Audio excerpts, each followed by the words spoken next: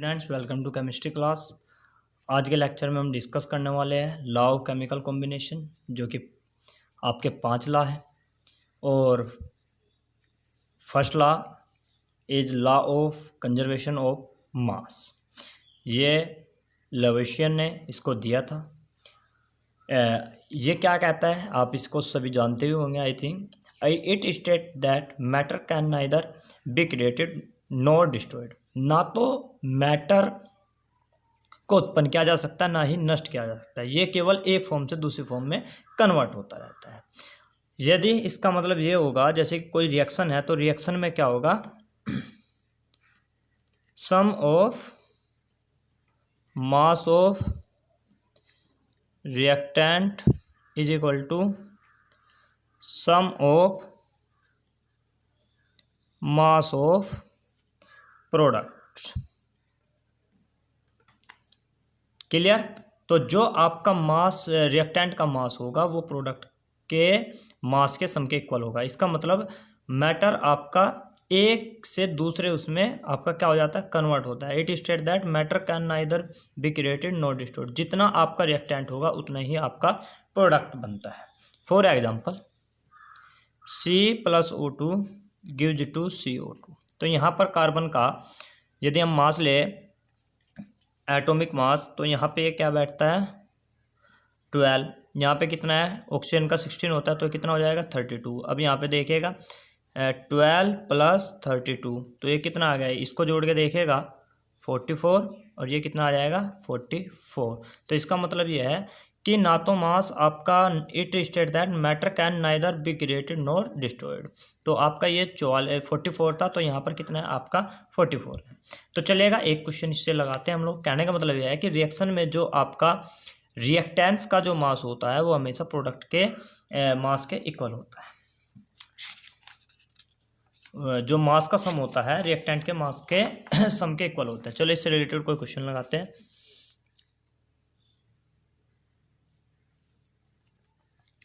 जैसे कि आपका क्वेश्चन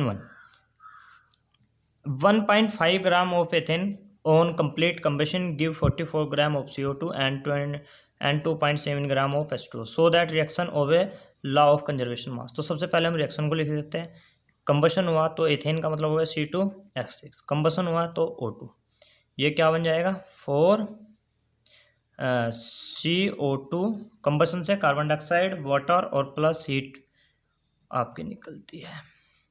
तो ये देखिएगा यहाँ पे इसको बैलेंस कर लेते हैं। तो इसको कर लीजिएगा ऑफ 2 7, यहाँ पे कितना हो जाएगा ये 4, और ये कितना हो जाएगा 6H2। तो इसको बैलेंस हो गया। तो अब आप देखिएगा, तो यहाँ पे सबसे पहली बात है 1.5 ग्राम ऑफ इथेन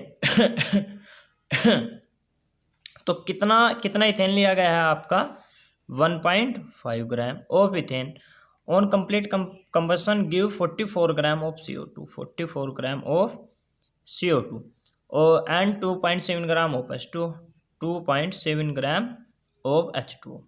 तो सीधी सी बात है, जो इनका मास होगा इन रिएक्टेंट्स के मास का सम होगा, ये इसका W मान लीजिए। ये जो सम होगा यदि इस सम के इक्वल आता है तो इसका मतलब ये आपका conservation of mass, law of conservation mass को फॉलो कर रहा है।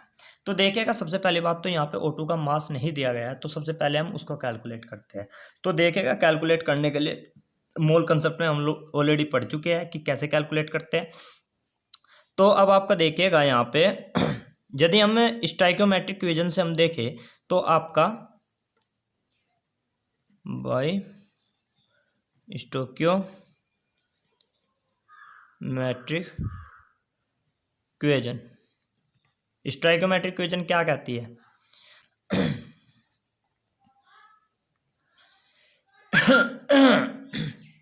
तो अब यहाँ पे देखिएगा आपका सबसे पहले ये जो आपका ग्राम है, यहाँ पे देखिएगा 2 mole react with 7 mole of O2। अब यहाँ पे देखिएगा, परंतु यहाँ पे आपका कितना ग्राम है इथेन, यहाँ पे 1.5 ग्राम। तो आपको इसको मोल में कन्वर्ट करना पड़ेगा। तो मोल में कन्वर्ट करने के लिए क्या होता है आपका तो यहाँ पे मैं आपको साइड में कर लेते हैं इसको, या यहीं पर कर लेते हैं। NC2H6 is equal to mass in gram upon molar mass. Molar mass कितना होगा, कार्बन का 12 होता है तो 12, ये 24 प्लस 6 तो कितना हो गया 1.5 अपॉन 30, तो ये कितना आ जाएगा आपका 0.05 मोल। तो 0.05 मोल रिएक्ट विथ कितने से, यहाँ पे पहले एक के लिए निकालते हैं। 1 mole react with 7/2 mole of O2। इसी तरीके से, परंतु आपके मोल कितने हैं यहाँ पर, क्योंकि यहाँ पे कितना है 1.5 ग्राम, इसका मतलब इसके मोल कितने होंगे 0.05 mole of ethane. Mole of ethane, यहाँ पे एथेन कर लीजिएगा। रिएक्ट विद 7/2 मल्टीप्लाई 0.05, तो ये कितना आ जाएगा आपका तो ये लगभग कितना आ गया 7/40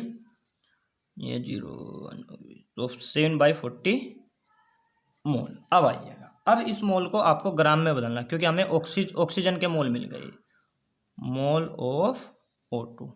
अब मोल को आप ग्राम में बदल सकते हो, देखिएगा, क्योंकि NO2 इज इक्वल टू होता है W upon molar mass. Molar mass कितना होता है O2 का, 1 होगा 16, तो उसका कितना हो जाएगा 32। नंबर ऑफ मोल कितने आए आपके 7/40 is equal to W upon 32। तो W कितना आ गया आपका, तो W आ गया 7/40 मल्टीप्लाई 32 0 दिस एंड ये 5, ये कट गया, तो ये कितना है 5.6 ग्राम। तो ये कितना आ गया 5.6 ग्राम। अब आप यहाँ पे देखिएगा ये किसका आएगा WO2।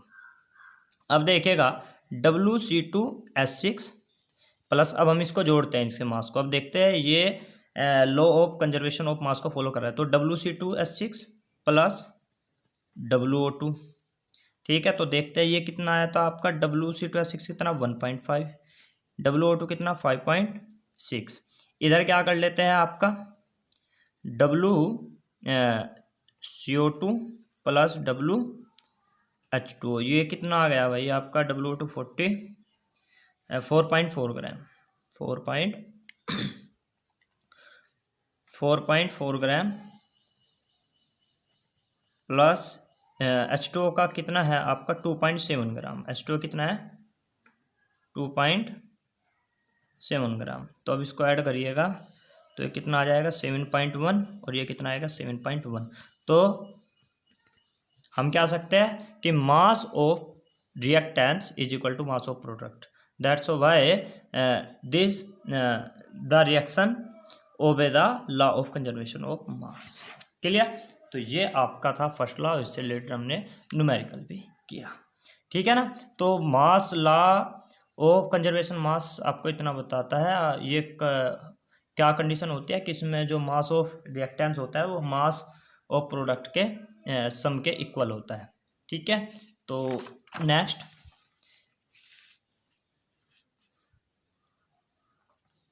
तो ये देखिएगा ये आपका आता है second law, law of definite proportion.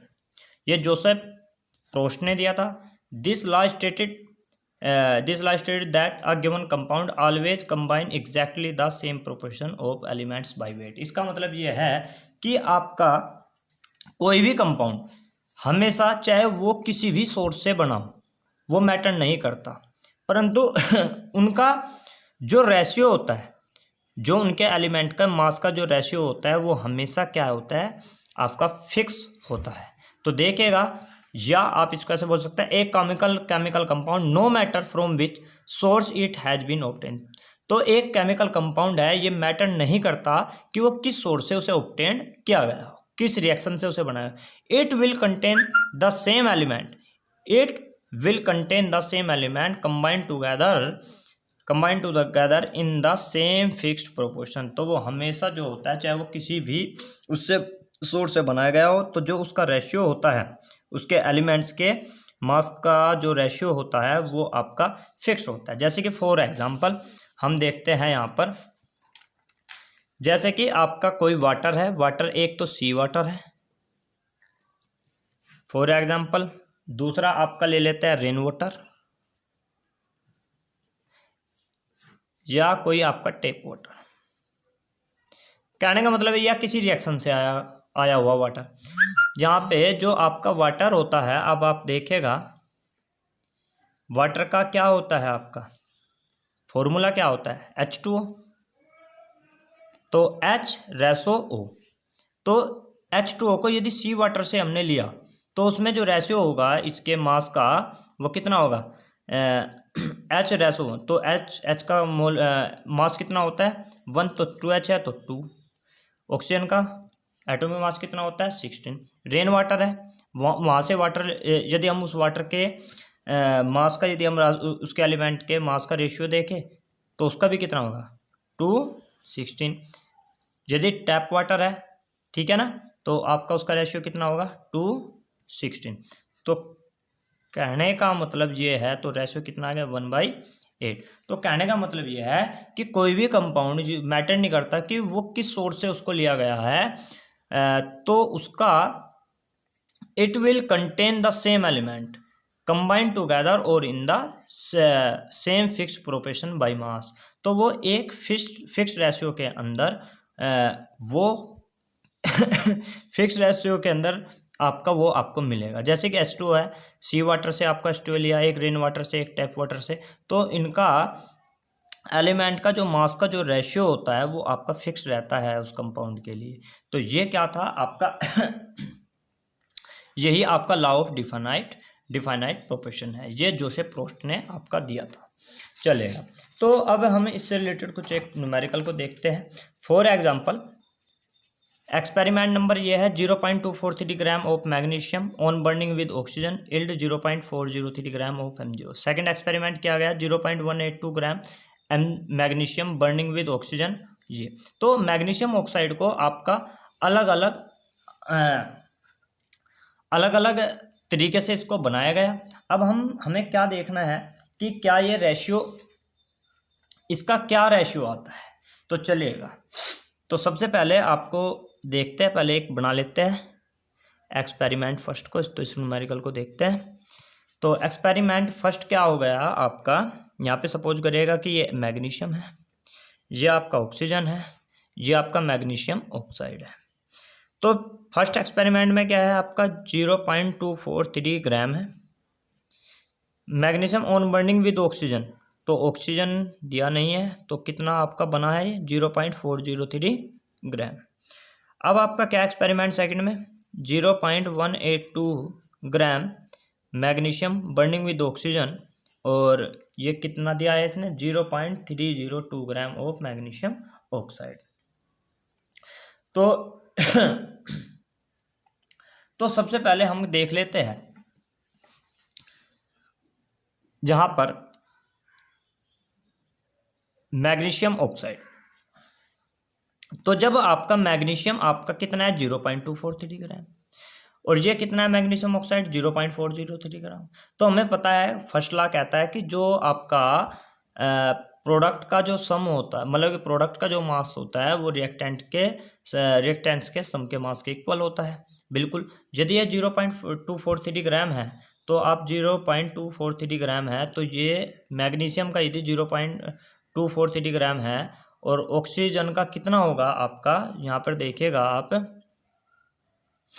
तो इसको इसमें से इसको घटा दीजिएगा तो कितना आ गया आपका, यहाँ पर ही आ जाएगा 0.61, और ये इसको ये कितना मिला था आपका मैग्नीशियम ऑक्साइड 2 ग्राम, तो ये आपका कितना आ जाएगा, इसमें से इसको सब्ट्रैक्ट कीजिएगा तो ये आ जाएगा आपका 021। अब आप देखिएगा एक्सपेरिमेंट फर्स्ट के लिए, तो मैग्नीशियम और ऑक्सीजन का क्या रेशो यहाँ पर रहता है। अब आप इसको देखिएगा 0.243 अपॉन 0.160, तो ये अप्रोक्स कितना आ जाएगा आपका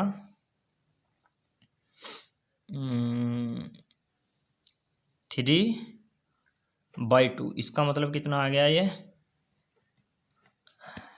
एक्सपेरिमेंट सेकंड के लिए देखते हैं। हमने मैग्नीशियम ऑक्साइड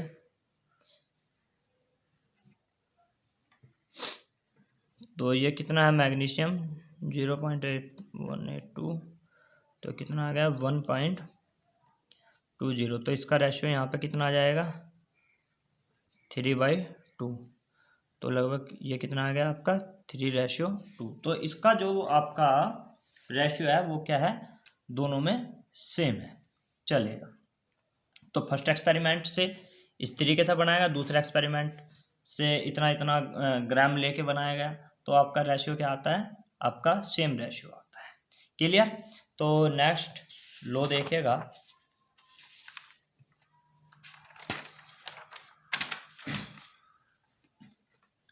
तो देखिएगा law of multiple proportion. This law state that if two element can combine to form more than one compound. कोई दो एलिमेंट है जो कि जैसे कि सपोज मान लीजिएगा सपोज कर लीजिएगा कि कोई कार्बन है और आपका ऑक्सीजन है, कोई कार्बन और आपका ऑक्सीजन, कार्बन है और दूसरा कोई आपका ऑक्सीजन है और वे दो कंपाउंड बना लेते हैं। इन दोनों एलिमेंट ने दो कंपाउंड बनाए, एक CO बना लिया और एक क्या बना लिया आपका CO2 बना लिया। अब यहां पे देखिएगा आपका तो ये क्या कह रहा है this law state that if two element can combine, दो एलिमेंट ने कंबाइन होकर आपके दो या दो से ज्यादा कंपाउंड बना लिए, जैसे कि इसने CO बना लिया CO2 form more than one compound, the mass of one element that combine with the fixed mass of the other. तब देखिएगा यहाँ पे ये 12 है कार्बन का, ऑक्सीजन का कितना होता है आपका 16। यहाँ पे 12 ऑक्सीजन का, यहाँ पे ऑक्सीजन एटम कितने हैं आपके 2 तो ये कितना हो जाएगा 32। तो क्या कह रहा है combine to form more than one compound the mass of one element that combine with the fixed mass of the other element are in the ratio of small whole number. तो उनका जो रेशियो होगा वो आपका क्या होगा एक whole number ratio आपका आता है चलेगा। तो देखते हैं इनका। तो अब आपका यहां पर देखिएगा ये कह रहा है कि एक एलिमेंट जो कि फिक्स्ड रेशो में, जो आपका फिक्स्ड मास है जिसका, जैसे कि यहाँ पे कार्बन का मास क्या है आपका फिक्स, यहाँ पे कार्बन का मास 12 है तो ये भी 12। तो जो ये बचे हुए एलिमेंट है इनका जो रेशियो होगा, जो बचे हुए एलिमेंट के जो मास का जो रेशियो होगा वो स्मॉल होल नंबर होगा। जैसे कि यहाँ पे देखिएगा यहाँ पे कितना है आपका 16, सॉरी ये CO2 का मान लीजिए आपका कितना है 32। ये तो क्योंकि ये फिक्स है, फिक्स मास के साथ कौन सा एलिमेंट डिफरेंट मासेस का है, देखो इसमें 16 है, इसमें ऑक्सीजन कितना है 32। तो अब आपका देखिएगा तो जो इनका जो रेशियो आता है, जो डिफरेंट मास एलिमेंट है उनका जो रेशियो आएगा वो आपका क्या आता है 13/16 is equal to 32/16 is equal to 1/2। तो सॉरी 2/1, या हम इसको क्या बोल सकते हैं 2:1। तो एक सिंपल रेशियो आपका आता है। जैसे कि एक एग्जांपल और ले लेते हैं, जैसे कि आपका कोई आ गया H2 में आपका क्या है, जैसे कि एक हमने अब की बार कंपाउंड लिया एलिमेंट लिया H&O, तो इससे हमने कोई दो कंपाउंड बना लिए, जैसे कि एक H2O बना लिया और एक क्या बना लिया आपका H2O2। तो अब आपका देखिएगा यहाँ पे ये फिक्स्ड मास है तो 2/2:16 2:32। तो फिक्स्ड रेशियो के साथ ये ये फिक्स्ड रेशियो हमने रखा है तो ये डिफरेंट मास ऑफ एलिमेंट तो कितना आ जाएगा 16/32। तो कितना आ गया 1:2। तो आपका क्या आता है एक सिंपल रेशियो आता है, ठीक है ना, इसमें क्योंकि डिफरेंट मासेस, तो ये क्या आता है आपका सिंपल। तो क्या कह रहा है combine to form more than one compound the masses of one element that combine with the fixed mass of the other element are in the ratio of small whole number. The mass of one element the combine with the fixed mass of the other element are in the ratio of small whole number, ठीक है ना।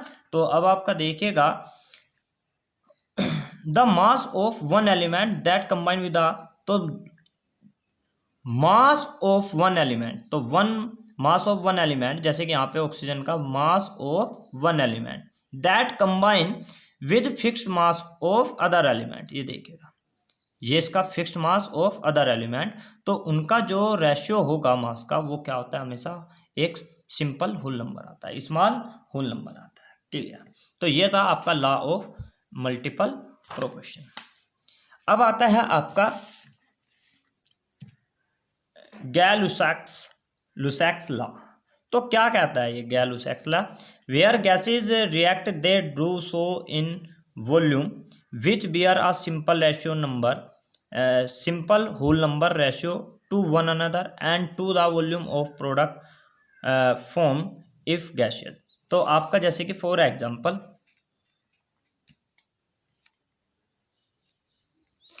तो for example अब यहाँ पे समझिएगा H2 + Cl2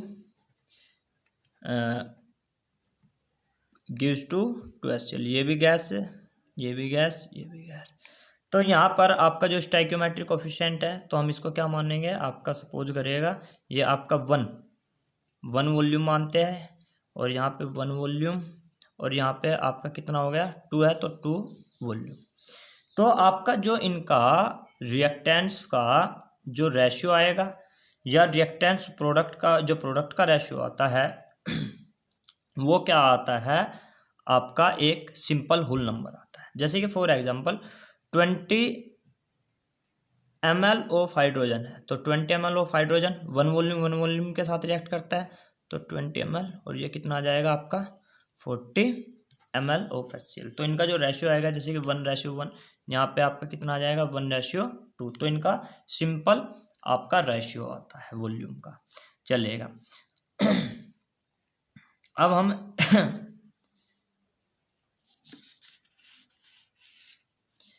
जैसे कि आपका एक क्वेश्चन लगाते हैं, when 100 ml of CH4 Burns, तो पहले CH4 बर्न है, तो CH4O2 गिव्स टू वाटर, और आपका कार्बन डाइऑक्साइड और आपका वाटर निकालता है, प्लस आपके हीट जन। ठीक है, तो इसको बैलेंस कर लीजिएगा। तो बैलेंस कैसे हो गया, तो यहाँ पे कर लीजिएगा 2, यहाँ पे कितना हो जाएगा आपका 2, तो 1 वॉल्यूम। तो देखिएगा CH4 burn it produce CO2 and H2, find volume of O2। O2 का वॉल्यूम आपको फाइंड करना है, find volume of O2 required and CO2 produce. तो देखिएगा आपका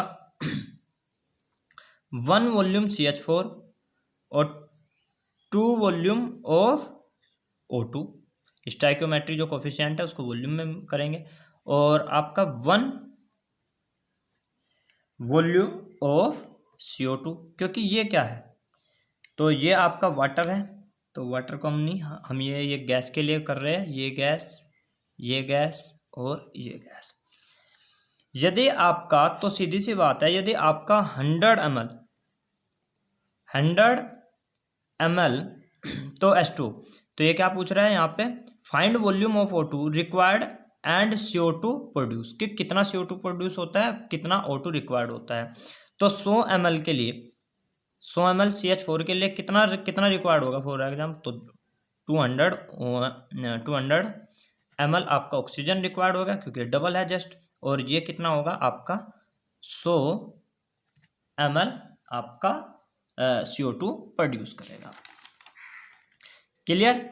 तो इस तरीके से आप देख सकते हैं, सीधी सी बात है, ये पूछ रहा है कि जब 100 ml को आपको 100 ml ऑफ CH4 बर्न किया जाता है, it produce CO2 and H2O, find volume of O2 required and CO2 required. तो सीधी सी बात है, स्टोइकियोमेट्री से पता चल रहा है कि 1 वॉल्यूम आपका 2 वॉल्यूम ऑफ ऑक्सीजन से रिएक्ट करके 1 वॉल्यूम CO2 बनाता है, तो 100 ml जो होगा वो कितने के साथ रिएक्ट करेगा, जस्ट डबल के साथ रिएक्ट करेगा, 200 ml के, कितना देगा आपका 100 ml आपका देगा यहाँ पर। अब आपका आता है एट एवोगाड्रोस लॉ। तो ये क्या कहता है कि at constant temperature, pressure and same physical condition and physical condition remain same, than equal volume of all gases contain equal number of molecule.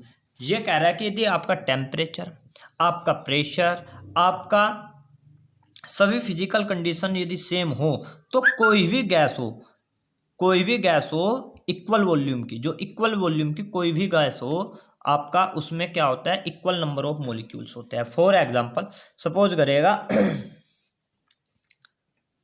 10 ml of H2 है, सेम कंडीशन है, temperature same, pressure same, physical condition सब same है, तो आपका 10 ml of H2 suppose करेगा इसमें आपके X molecule है। सेम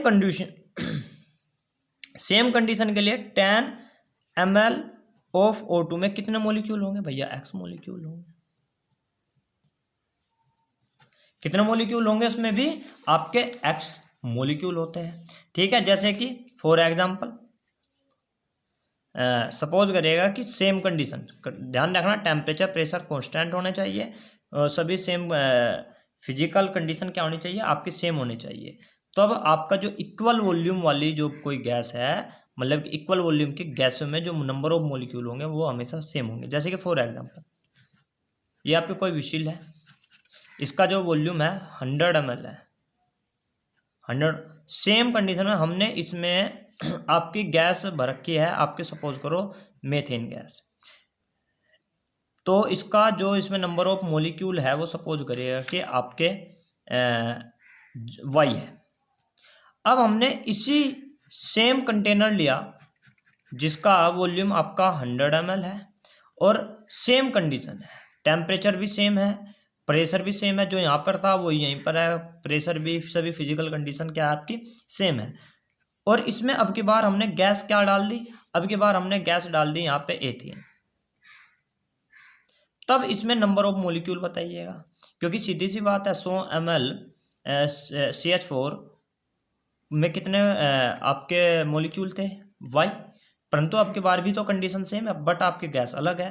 पर ध्यान रखना यही तो कह रहा है एवोगाड्रो कि यदि कंडीशन आपकी सेम होती है तो आपके कोई भी गैस हो इक्वल वॉल्यूम में आपका नंबर ऑफ मॉलिक्यूल भी आपके इक्वल होंगे, तो ये होंगे आपके Y।